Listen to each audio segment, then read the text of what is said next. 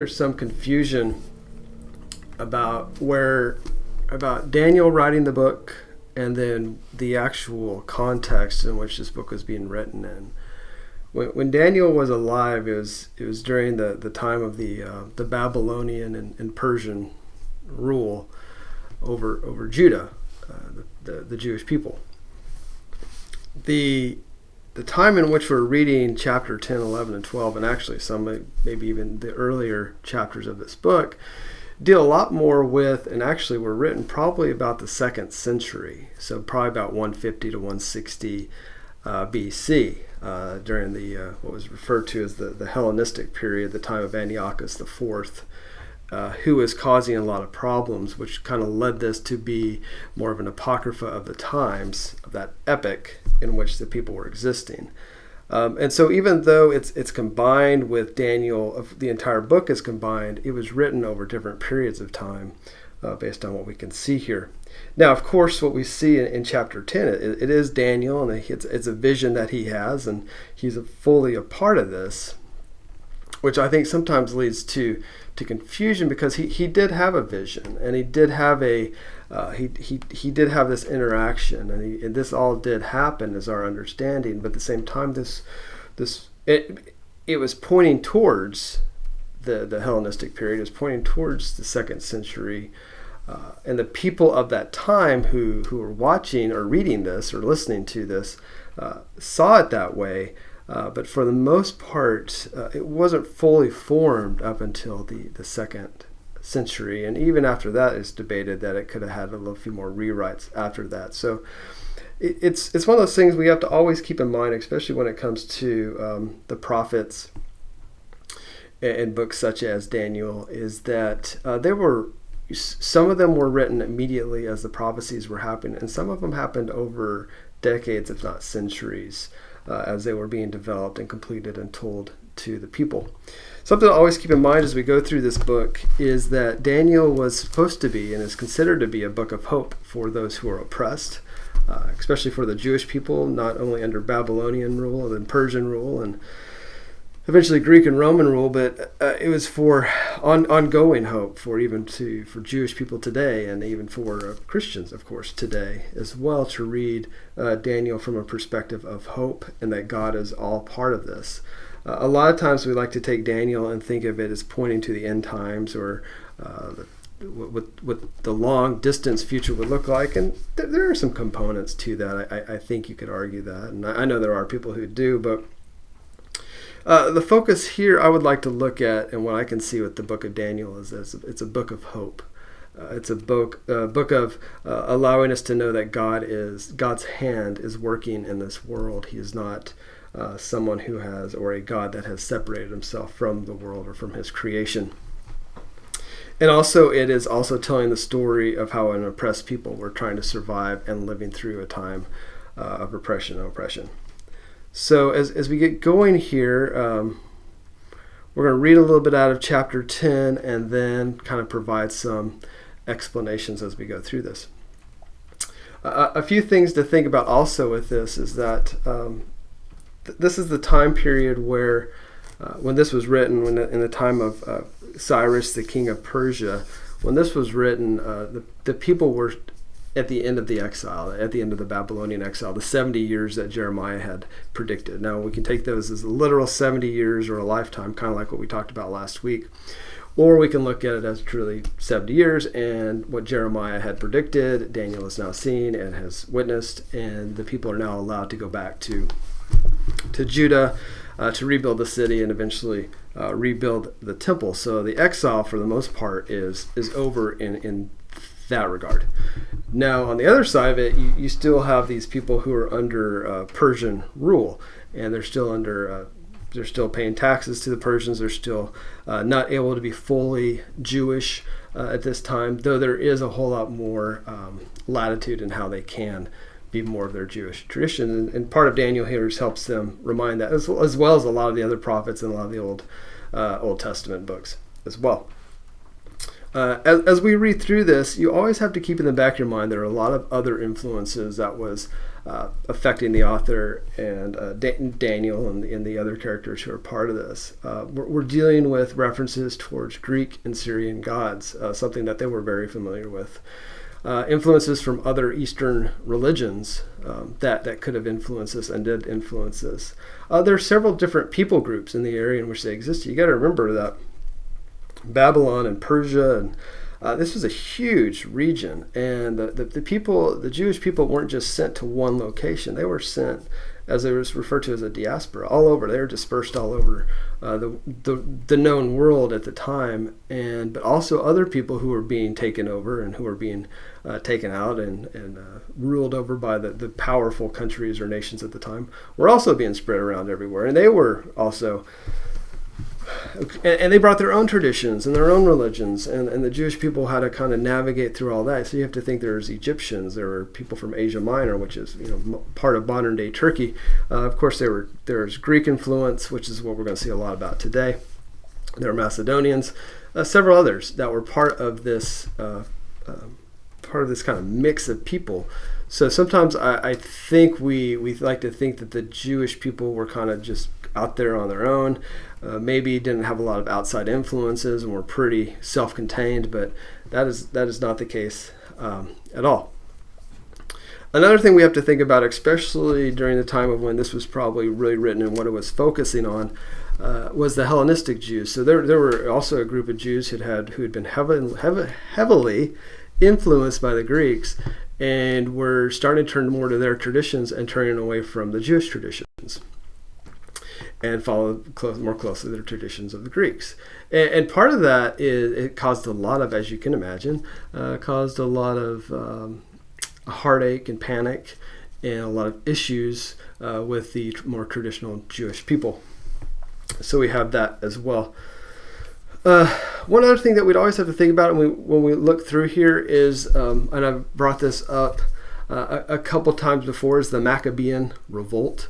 That was major history during the 2nd century, especially the middle part of the 2nd century. And I would encourage you to go back and read at some point, even though it's not in our canon, but in the Apocrypha, you have the 1st and 2nd Maccabees, which provides a lot of historical references and context to what we are reading here in Daniel. And you can navigate Daniel without looking at those, but it sure is really helpful to go. Even looking into Enoch is very helpful as well, to look at those books.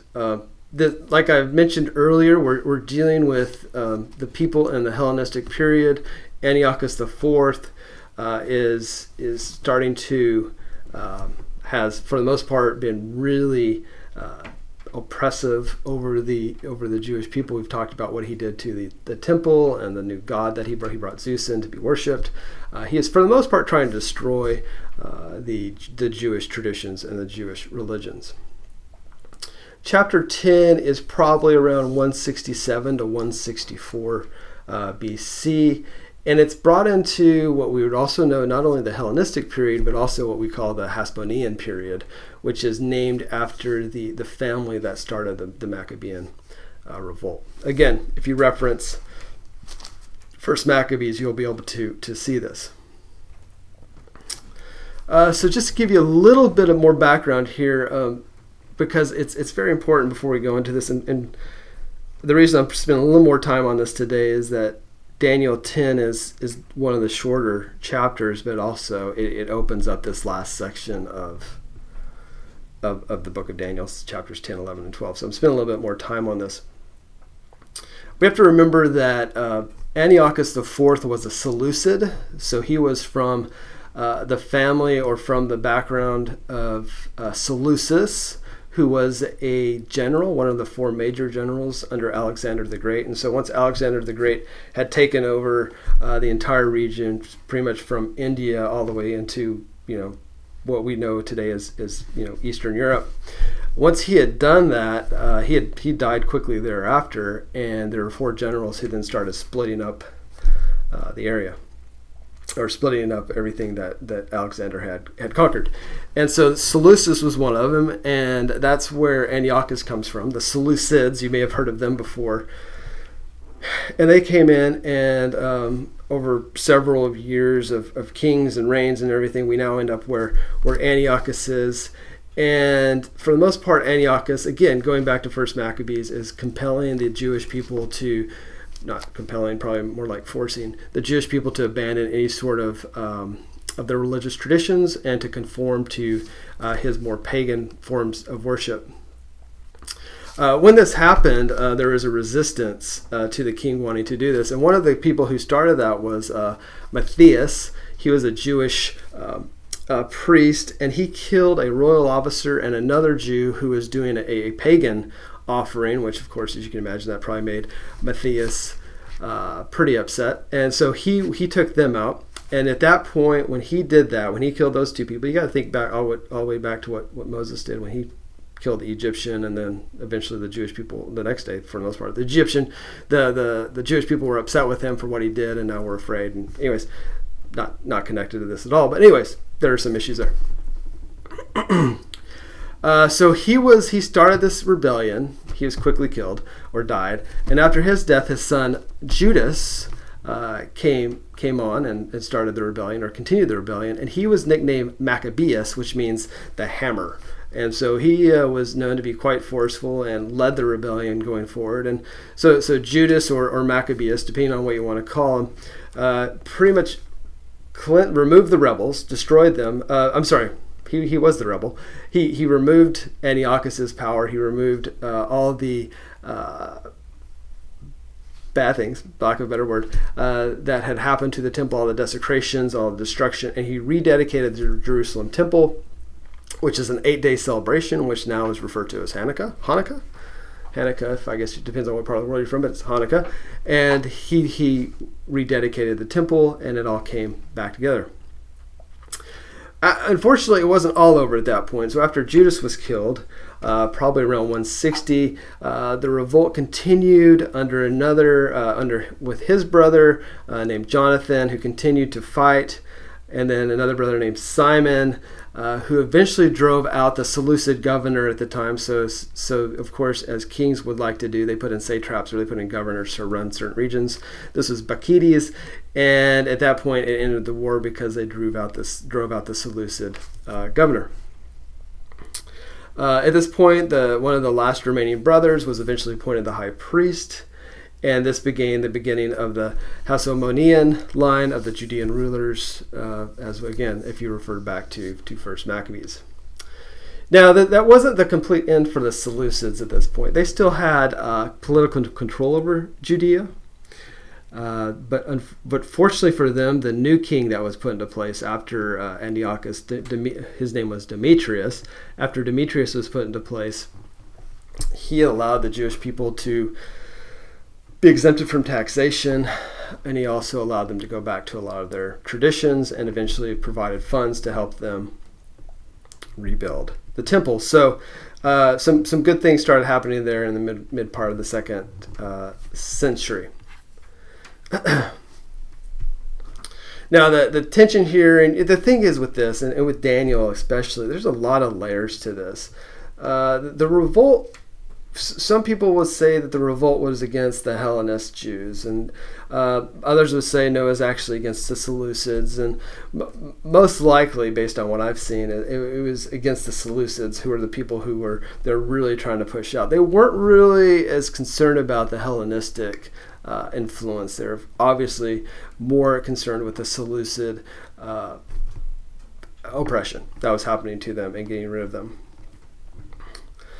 There's so much more that is going on here, but we could spend probably the next half hour at least talking about the relationship of the Seleucids with the Jewish people, and then you have the Ptolemy people who had come in, and they were part of another general who came in, and all the fighting that happened between those two groups over centuries, and but we're not going to go too much further into that.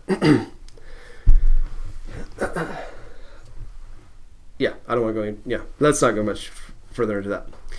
What I would recommend is if you are interested in this, there's actually several good books out there written by really good Old Testament authors and historians and commentators about the Seleucids and the Ptolemies and, of course, the Maccabean Revolt and everything related to that, that if you are interested in this sort of history, it is fascinating how the whole geopolitical situation that was going on here.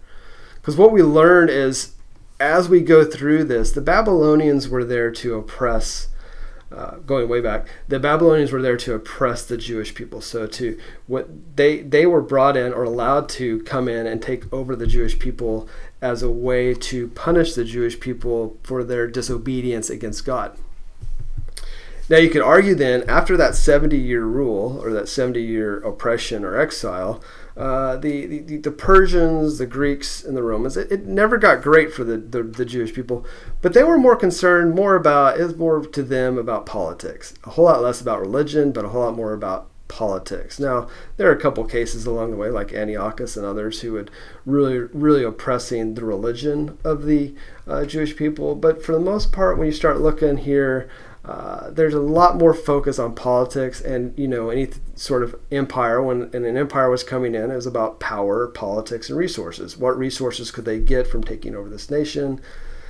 What could they do to get more money, to get more, like I said, resources, to get more power, influence, to take out everyone else? What's the best way to take everyone else out? Is to ruin their culture. And so there's a lot of different things going on here, but you've got to think now we're having more of a political conversation than a religious conversation. The people have faced and paid their dues based on their disobedience, and now they're turning back to God. And now we're dealing more with the geopolitical versus a religious issue here. So as we go into chapter 10, we're dealing with the final vision. And we'll see that the oppression that we had here in this final vision was allowed by God. And it also shows that this ascendancy of Antiochus as he grows in powers is ending up to be ultimately, as we get to the end of all this, the end of all the oppressive kingdoms. We'll see through this and through chapter 10 and through the remainder of this book how God will triumph, or God's people will triumph, his holy people. Faith will triumph over the powers of evil and receive God's kingdom, and God's kingdom is ultimately the ultimate power. And we'll show that even through acts of oppression and acts of nations trying to destroy other nations, or in just this constant destruction of other people groups, that no matter what it is, that history, any of the acts of the human, any acts, what's the best way to say that? No matter what we do as humans, none of it can take over what God's creation was designed to be, to glorify and honor and point to him. So no matter what happens out there, it cannot change the ultimate reason of why we have God's creation, why God created this world. Now let's read. I'm going to start with chapter 10. I'm going to go through verse 9 and kind of give you a really good overview of what Daniel is dealing with and who he meets here, who's obviously who he meets is terrifying, to be honest. It's probably the best word to say. He uses words much like you see in Revelation when John is trying to describe what he sees. He's similar sort of words. Now, I'm not comparing the two books. I'm just giving you an idea of how he is trying to describe what humans are not able to describe, just like John is trying to describe. We just don't have the words to describe it, and so he uses what he has to the best of his ability. So let's go going here. Chapter 10, verse 1. In the 3rd year of Cyrus, king of Persia, a message was revealed to Daniel, who was named Belshazzar. Notice how his Babylonian name has come back, and they're not even in power anymore. And the message was true and one of great conflict, but he understood the message and had an understanding of the vision, as in wisdom was coming to him. In those days, I, Daniel, had been mourning for 3 entire weeks. I did not eat any tasty food, nor did meat or wine enter my mouth, nor did I use my ointment at all until the entire 3 weeks were completed. On the 24th day of the first month, while I was by the bank of the great river that is the Tigris, I lifted my eyes and looked, behold, there was a certain man dressed in linen, whose waist was girded with a belt of pure gold of Uphaz. His body was like beryl, his face had the appearance of lightning, his eyes were like flaming torches, his arms and feet like the gleam of polished bronze, and the sound of his words like the sound of tumult. A lot of what you see here is referenced or is similar to what is seen in Ezekiel's vision. A lot of this just kind of very vivid descriptions here.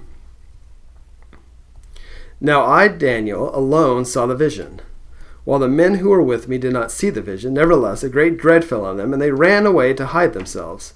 So I was left alone and saw this great vision, yet no strength was left in me, for my natural color turned to a death pallor, and I retained no strength. But I heard the sound of his words, and as soon as I heard the sound of his words, I fell into a deep sleep on my face, with my face to the ground. Very similar sleep that we see in his last dream in the previous chapter. So it's very interesting how this kind of plays out. So as we see here, just again, he's now working with Cyrus. We haven't seen this since the end of chapter 1, where it references back how long Daniel served through King Cyrus. And this would also help us understand that this is the end of the 70-year rule, which I brought up earlier, and the return of the people of Judah to be able to return and restore the temple and to build back Jerusalem. We see the point of reference with him being referred to as Belshazzar again. We haven't seen that again since earlier on in this book. We also get the idea through this that he is highly esteemed. He is a person of vision, and probably the best way to state it when you look at understanding of the vision. So you see understood of the message and an understanding of the vision. It shows, and it is telling the people who are reading this or hearing this that he is a wise man. He is a man of wisdom, and he is a man that has been set aside. He is of high esteem, as the angel has mentioned before, and will mention again. A person of high esteem, highly regarded by God and by of course these angels, and of course by the people who are listening to this vision and reading along or following along. Depending on your translation, you'll see there in verse 1, a message was true and one of great conflict. It could also be warfare is probably a better way to look at that. So there's a large, huge, probably better way to say it, spiritual warfare or spiritual war that is going on that he is witnessing and seeing, and we'll see a little bit more of that here in a little bit. It could be a point to... it could also be a point to say maybe Isaiah 40 verse 2, where we're seeing, as we start seeing this conflict or this issue that he's starting to face as we go through this, we're dealing not only with Daniel's oppression or the oppression of an individual, but the term of the oppression or the idea of the oppression is for the entire community. And what we're pointing to as we go through this chapter is how this oppression is coming to an end. And so a lot of times when we see stuff like this and we read of end of times or an end of a time, a lot of times in our Western 21st century context, we like to think that he is referring to the end of times, as in when Jesus will return. For those who believe that, he's looking at it from that perspective, but that's not what Daniel is looking at. This is the end of an epic, end of the Babylonian rule, which was one epic, and the end of eventually of what we're dealing with today is Antiochus, in the end of that oppression that Antiochus had over him. So you have to be careful with apocryphas, this sort of literature, because many times it is within the context in which they're living and how that ends, and that's a lot of what Revelation is. I think sometimes we take Revelation and we put too much emphasis on that of being the end of times is what he's referring to. A lot of that is dealing with Roman oppression. that's a whole other class. So we're not going to go there right now, and I'd be happy to take that offline. We can discuss further. But we'll notice here is that in verse 1, this is just kind of more of a technicality. We're referring to Daniel in second person, but immediately in verse 2, he goes to first person. And it's establishing that he is the author of this vision, or he is the witness of this vision, and he has, based on it being, again, understood and the understanding of the vision as it is truthful. It is something that is true. As we go into verse 2, Daniel has been mourning. Now we're in the eyewitness account, or first person. We see that he's been mourning for weeks. Even though this is first person, it also symbolizes that the people of Judah, the Jewish people, have been mourning as well for a significant amount of time, and being able to allow that people to understand that oppression that they're dealing with.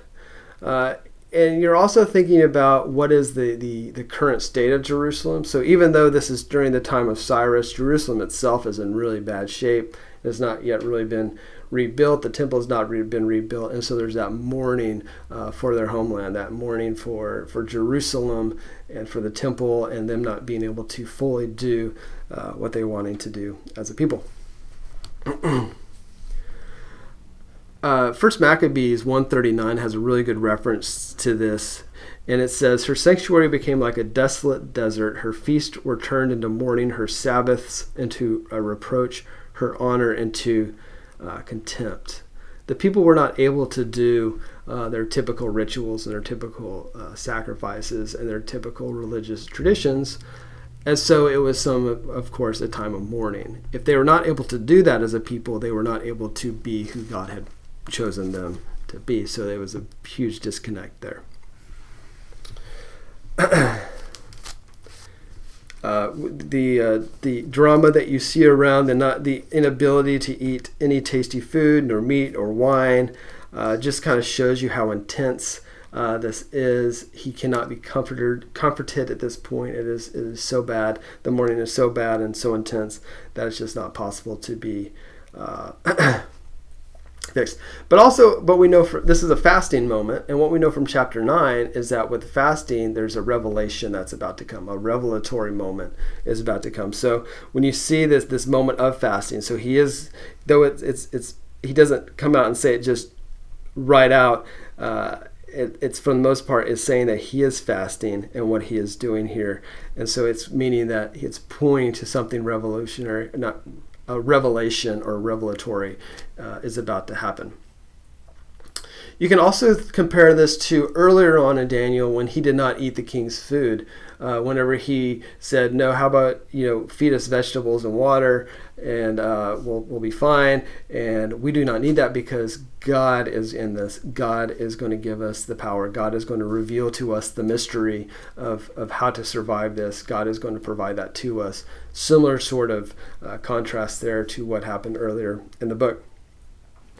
And it's the same way that he was preparing to face the trials that he was about to endure. Just because we're coming to the end of Daniel does not mean that the trials were about to be over for the people. It continued on for centuries, decades, and centuries later. But what it is showing, there is an end that is coming. There is that hope of an end that is coming. But through this mourning, they know that they can endure and face the trials, just like when he first got into Babylonian exile. Through that process of fasting that they did, they were able to endure the trials that they'd be facing. The 24th, going into verse 4, on the 24th day of the first month, we're dealing with the month of Nisan, and this is the month of Passover, where he's refusing to eat, which is odd. You've probably heard of the month of Nisan before, whenever you read the book of Esther. And again, it's kind of the time period we would know it to be probably March to April, when the Jews are the Jewish people are celebrating Passover. You had Haman from Esther, who's the villain who wanted to determine, cast lots to determine when the genocide would happen of the Jewish people. It was determined to be the month of Hadar, so we're now in the first month of Nisan. Hadar will be the month that the genocide happens in Esther, so the people had 12 months to kind of contemplate and work that out. Fortunately, Esther stepped in and bad things did not happen to the Jewish people. But anyways, that kind of gives you a time of reference of what that is. Anytime you have a reference to the Passover here, like we're seeing here in the 24th day of the first month, when you're seeing that, any idea, of course, with the Passover, you go back to the Egyptian Exodus and everything related to that. And the Passover, the people who did what they were asked to do during the time of Passover were saved and were allowed to be part of the Exodus of Egypt. Again, what that is symbolizing to the people here is just like the people in Exodus were delivered by the hand of God and saved by the hand of God. At this time, that is the same thing will be happening. Only through the power of God can they be saved. And just like God redeemed the people from Pharaoh, God will redeem them from Antiochus and the other oppressive stuff they're dealing with.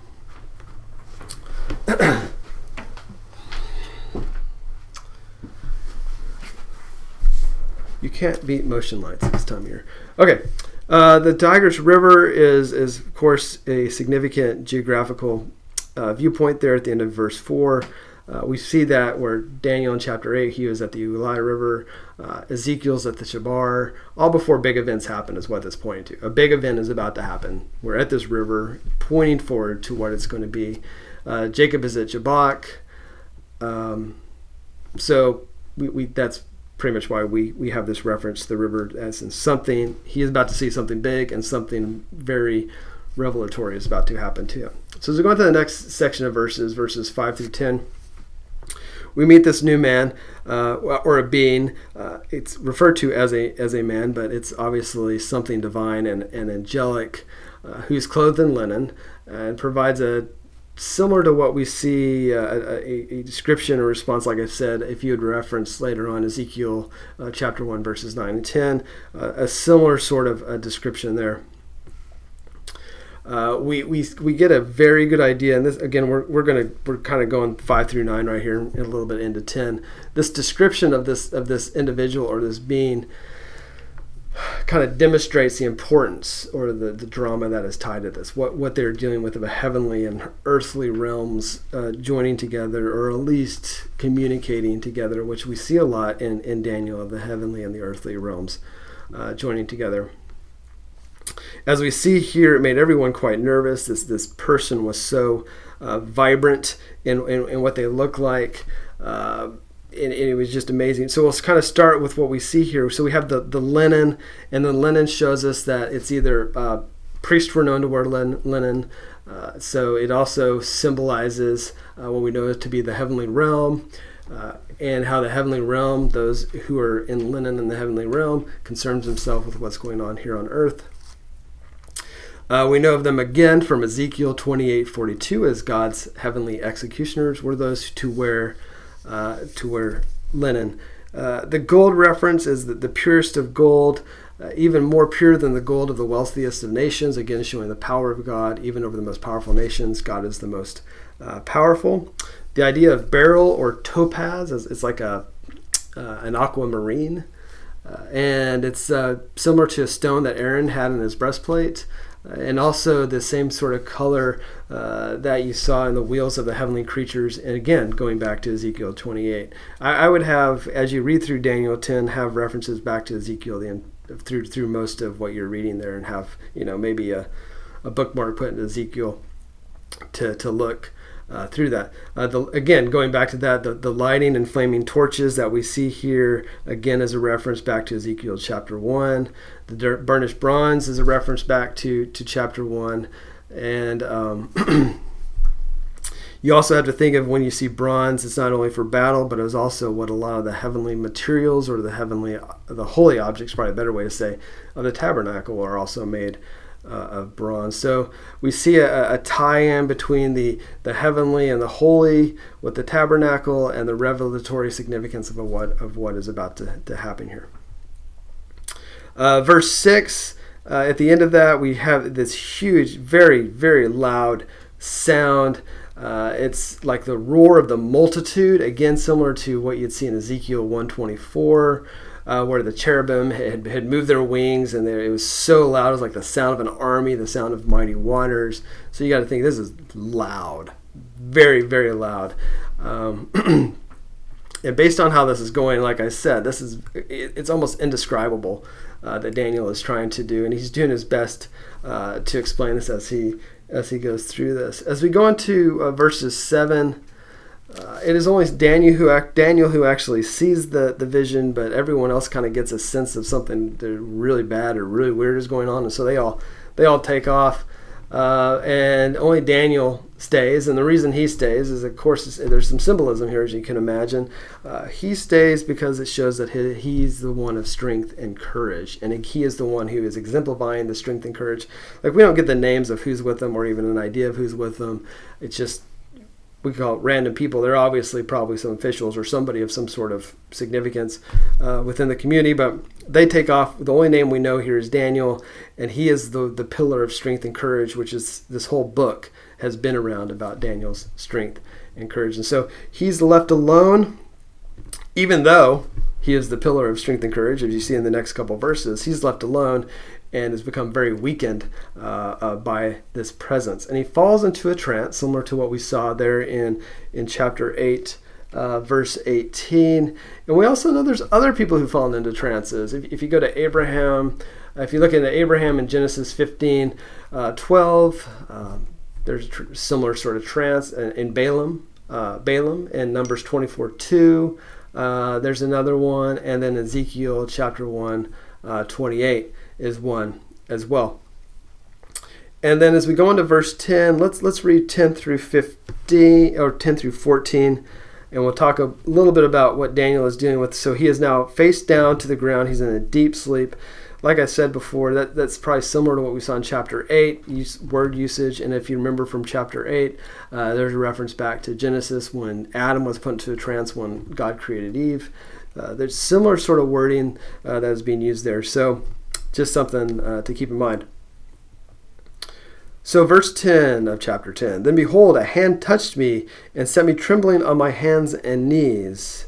We don't know whose hand this is. There's a lot of mystery to it. Now, we can guess all day long, but it doesn't say. In the context, it could kind of put two and two together, but it's interesting that it doesn't say, and Gabriel's hand touched me, or Michael's hand, or God's hand. But anyways, verse 11, he said to me, O Daniel, a man of high esteem, understand the words that I am about to tell you, and stand upright. For I have now been sent to you, and when we had spoken this word to me, I stood up trembling. Then he said to me, what do all angels like to say? Do not be afraid, Daniel, for from the first day that you set your heart on understanding this and on humbling yourself before your God, your words were heard, and I have come in response to your words.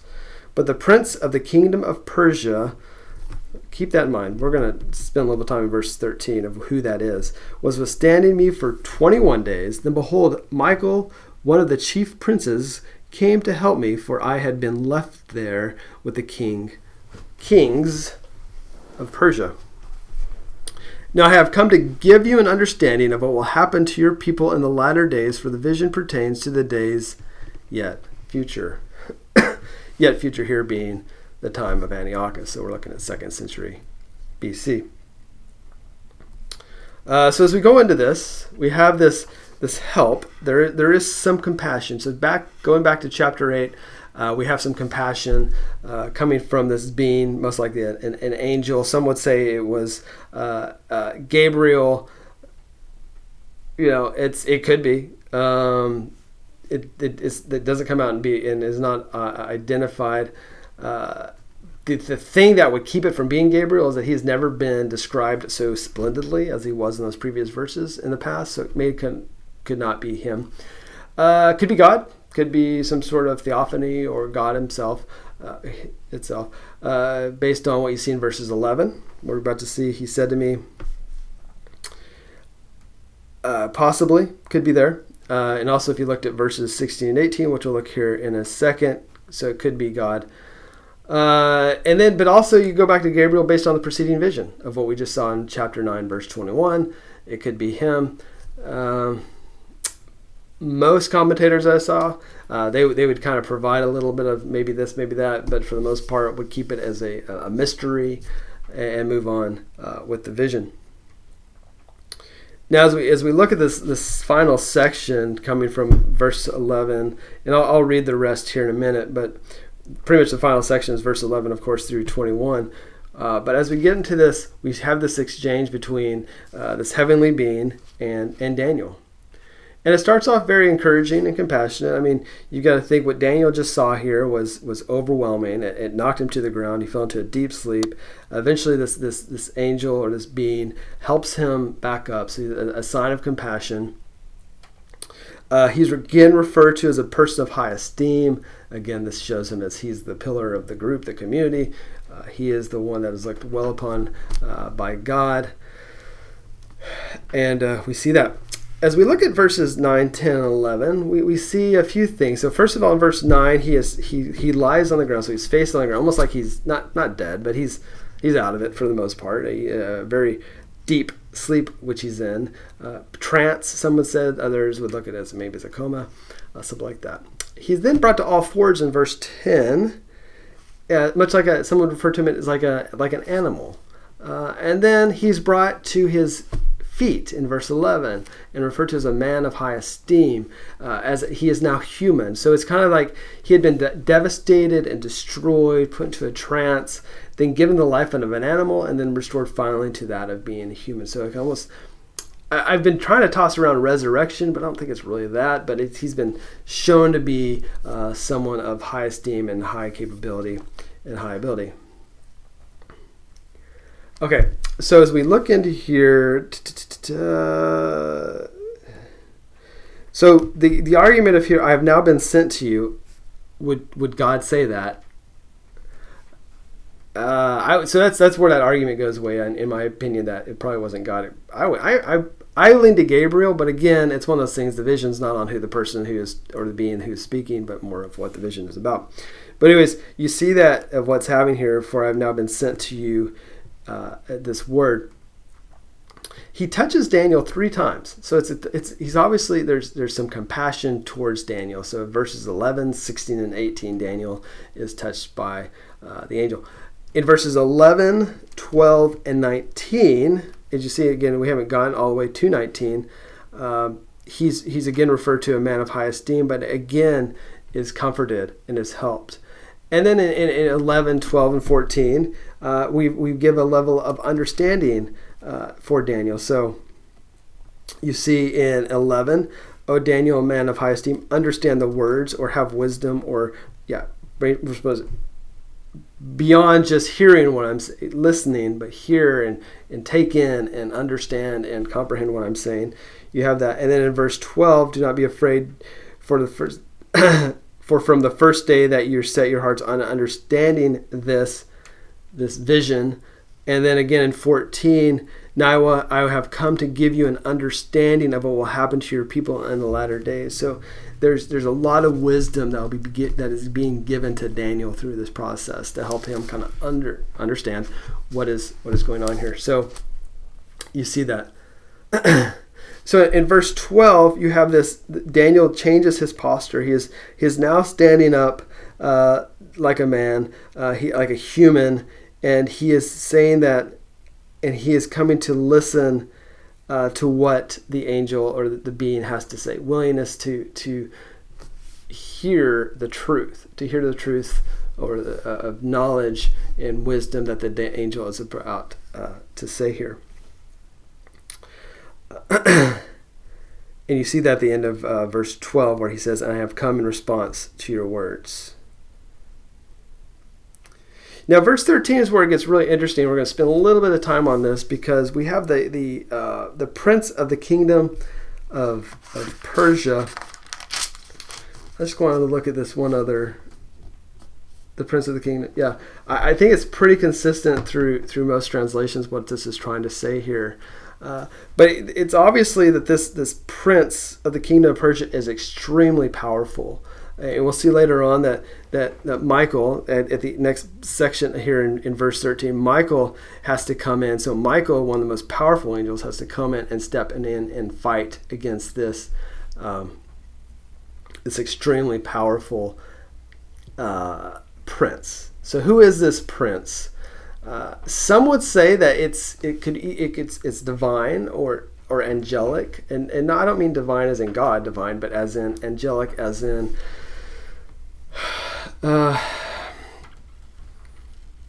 maybe the patron angel of Persia, maybe one way to look at it, or it could just truly be a earthly ruler.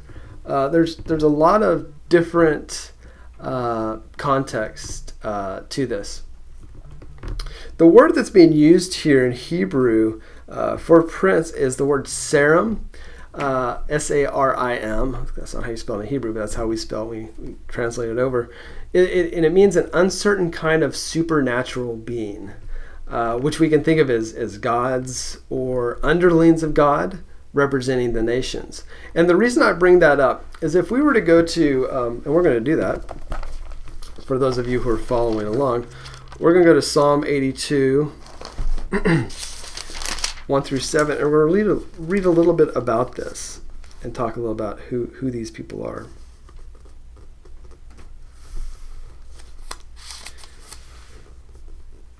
God takes a stand in his own congregation. He judges the midst of the rulers. How long will you judge unjustly and show partiality to the wicked? Vindicate the weak and fatherless. Do justice to the afflicted and destitute. Rescue the weak and needy. Deliver them out of the hand of the wicked. This is where it gets interesting. They do not know, nor do they understand. They walk about in darkness. All the foundations of the earth are shaken. I said, you are gods, and you are all sons of the Most High. Nevertheless, you will die like men and fall like any one of the princes. Arise, O God, judge the earth, for it is you who possess all the nations. Interesting, right? Okay, now let's look at 89. The interesting part being the references to these gods and to also being sons of the Most High. Who are these people? And that's what we're trying to figure out here as we go, or these beings. That's what we're trying to figure out. And if you looked at Psalm 89, 5 through 8, the heavens will praise your wonders, O Lord, your faithfulness also in the assembly of the holy ones. Same words that are being used there in Psalm 82 when referencing to the gods. For who in the skies is comparable to the Lord? Who among the sons of the mighty, what we see in verse 22, or chapter 82, is like the Lord, a God greatly feared in the council of the holy ones and awesome above all those who are around him. O Lord, God of hosts, who is like you, O mighty Lord? Let's turn to Deuteronomy 32. I know this is just like big Bible drill, but you guys get a kick out of this, I know.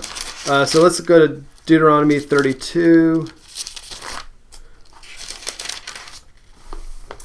And we'll look at verses 8 through 9.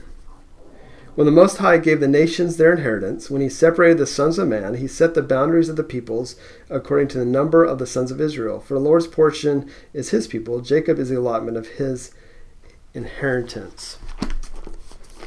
So you're using the idea of heavenly beings, gods, and goddesses at this point is what we're seeing here when we look at the Psalms and Deuteronomy. These texts here, especially in Deuteronomy, shows that God divided the world into nations, and each with his own deity, later identified as an angel. And then in Psalm 82, God is Israel's ultimate protector. And you could argue then that God is ultimate protector over all of his creation. And all the other deities, kings, princes, however you want to look at this, either angelic or not, are, of course, subordinate to him, no matter they be in the earthly or the heavenly realms. So what this shows us here is that there's, and I think sometimes we forget of having the earthly and the heavenly are actually together. They're combined. There's interaction between the two on a regular basis. But what this shows us here between what we see in Daniel 10 and what we're seeing in these other scriptures here, and what we're seeing what is happening, and why this message is coming here in the first place, is that the community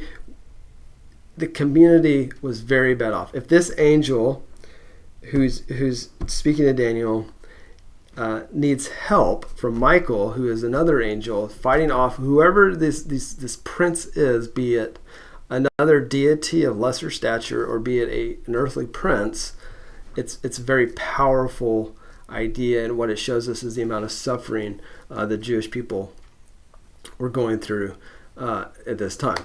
The key role of Michael was to, of course, to protect the Jewish people, and that's why he was called in to do that. He is not contradicting or competing with God's rule or God's rule. God is obviously still in control through all of this, but Michael is coming in to be part of this battle this battle against evil, this battle against oppressive nations. You read a lot of Near Eastern ancient texts, and there's always a lot of you'll see many times a significant amount of heavenly beings being called into earthly battles, or earthly battles that reflect the involvement of a heavenly army. We see that in Ezekiel. We see that in other Old Testament texts. We see that in extra biblical texts. We see that just in history of the time, of how they tried to decipher the world and how they were trying to work through their ideas of the world. The idea of this heavenly army that is coming, that Michael is leading as we go through this, is the idea the army is coming to help Israel win the battle.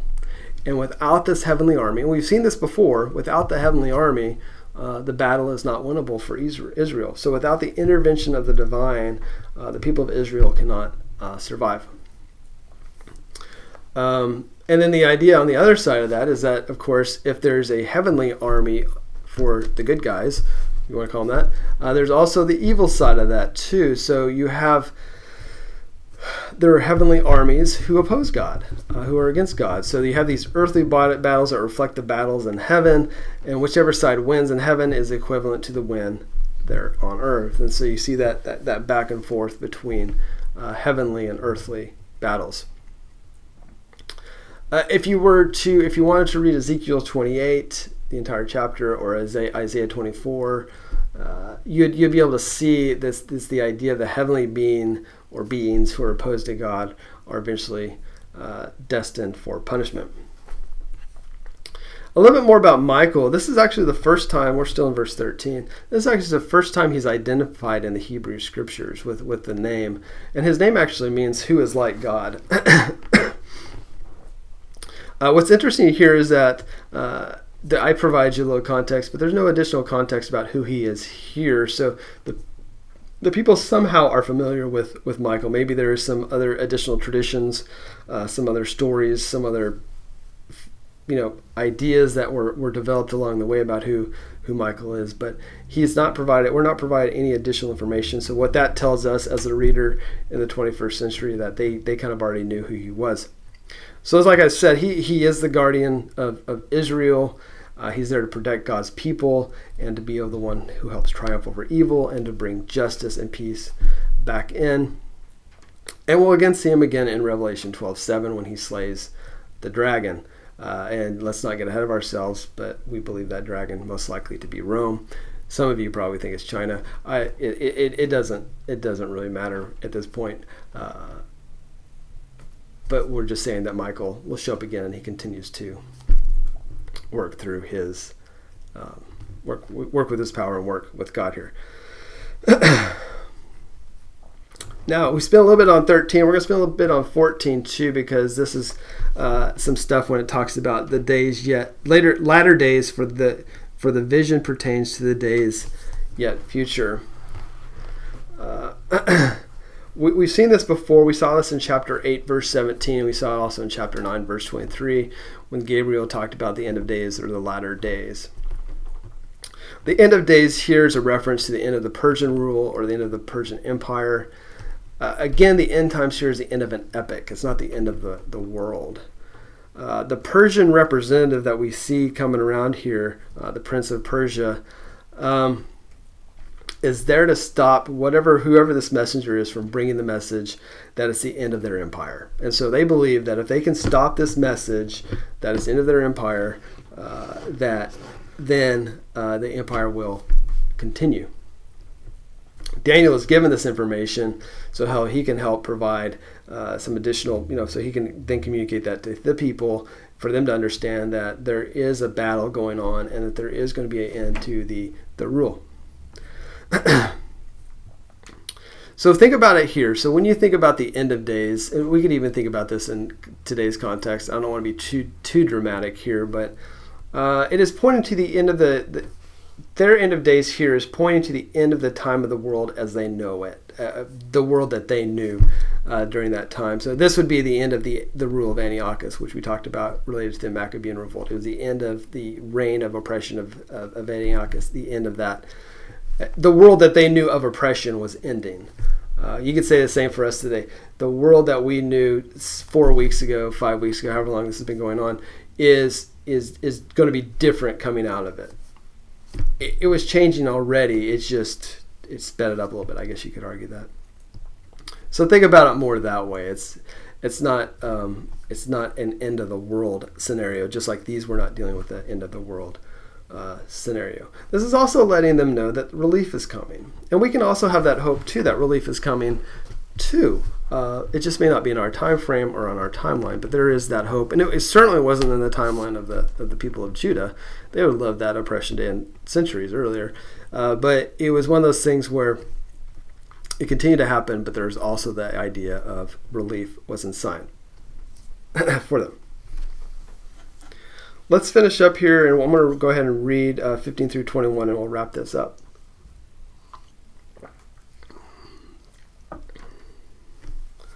When he had spoken to me according to these words, I turned my face toward the ground and became speechless. And behold, one who resembled a human being was touching my lips, and I opened my mouth and spoke and said to him who was standing before me, O my Lord, as a result of the vision, anguish has come upon me, and I have retained no strength. For how can such a servant of my Lord talk with such as my Lord? As for me, there remains just now no strength in me, nor has any breath been left in me. Then this one with human appearance touched me again and strengthened me. He said, O man of high esteem, do not be afraid. Peace be with you. Take courage and be courageous. I think you guys have heard this before. Be strong and courageous. Similar sort of thing. Now, as soon as he spoke to me, I received strength, and he said, May my Lord speak, for you have strengthened. May my Lord speak, for you have strengthened me. Then he said, Do you understand why I came to you? But I shall now return to fight against the prince of Persia. So I'm going forth, and behold, the prince of Greece is about to come. The transition from Babylonian, Persian, Greeks, especially the Romans. We're seeing that transition here. However, I will tell you that what is inscribed in the writing of truth, yet there is no one who stands firmly with me against these forces except Michael, your prince. A good way to end it. And to be honest, this should roll right into chapter 11. And if we had 6 hours today, we could do that. But we don't, and we'll go into chapter 11 next week. But as we go into this, we continue to see this powerful encounter between Daniel and this angel, and then he again is strengthened by the angel. Much like you probably saw or recall from Isaiah 6, Daniel's lips are touched by the angel, giving him more strength, giving him the words to speak, giving him the message to give, and for the most part, to strengthen him to be who God has called him to be, the man of high esteem.